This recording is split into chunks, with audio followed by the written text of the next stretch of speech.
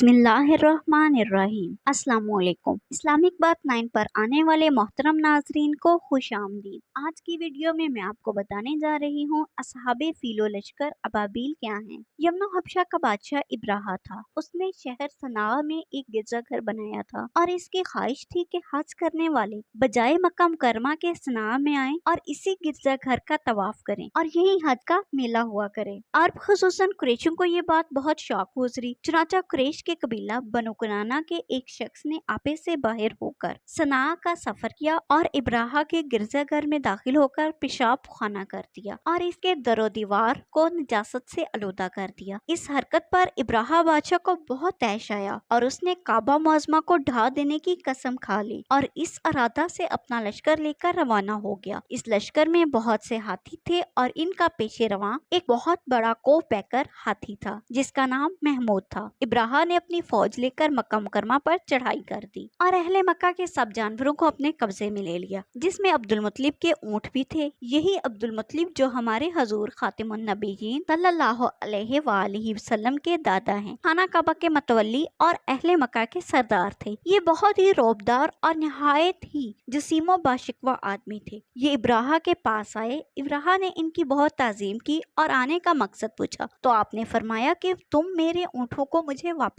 दे दो। ये सुनकर इब्राहा ने कहा कि मुझे बड़ा ताज्जुब हो रहा है कि मैं तो तुम्हारे काबा को ढाने के लिए फौज लेकर आया हूँ जो तुम्हारा और तुम्हारे बाप दादा का एक बहुत मुकद्दस और मोहतरम मुकाम है। आपने इसके बारे में कुछ भी मुझसे नहीं कहा, सिर्फ अपने ऊँटों का मुतालबा कर रहे हैं। हजरत अब्दुल मुत्तलिब ने फरमाया कि मैं अपने ऊँटों ही का मालिक हूँ, इसलिए ऊँटों के लिए कह रहा हूँ और काबा का जो मालिक है वो खुद इसकी हिफाजत फरमाएगा, मुझे उसकी कोई फिक्र नहीं। इब्राहा ने आपके ऊँटों को वापस कर दिया। फिर आपने कुरैश से फरमाया कि तुम लोग पहाड़ों की घाटियों और चोटियों पर पनाह ले लो। चुनाचा कुरैश ने आपके मशवरे पर अमल किया। इसके बाद हजरत अब्दुल मुत्तलिब ने काबा का दरवाजा पकड़कर बारगाह इलाही में काबा की हिफाजत के लिए खूब रो रो कर दुआएं मांगी और दुआ से फारिग होकर आप भी अपनी कौम के साथ पहाड़ की चोटी पर चढ़ गए। इब्राहा ने सुबह तड़के अपने लश्करों को लेकर काबा मुकद्दसा पर धावा बोल देने का हुक्म दे दिया और हाथियों को चलने के लिए उठाया, लेकिन हाथियों का पेशेरू महमूद जो सबसे बड़ा था वो काबा की तरफ ना चला। जिस तरफ इसको चलाते थे चलता था, मगर काबा मुकरमा की तरफ जब इसको चलाते थे वो बैठ जाता था। इतने में अल्लाह ताला ने समंदर की जानब से परिंदों का लश्कर भेज दिया और हर परिंदे के पास 3 कंकरियां थी, 2 पंजों में और 1 चोंच में। अबाबिलों के इस लश्कर ने इब्राहा की फौजों पर इस जोर की संगेबारी की कि इब्राहा की फौज बदहवास होकर भागने लगी, मगर कंकरियां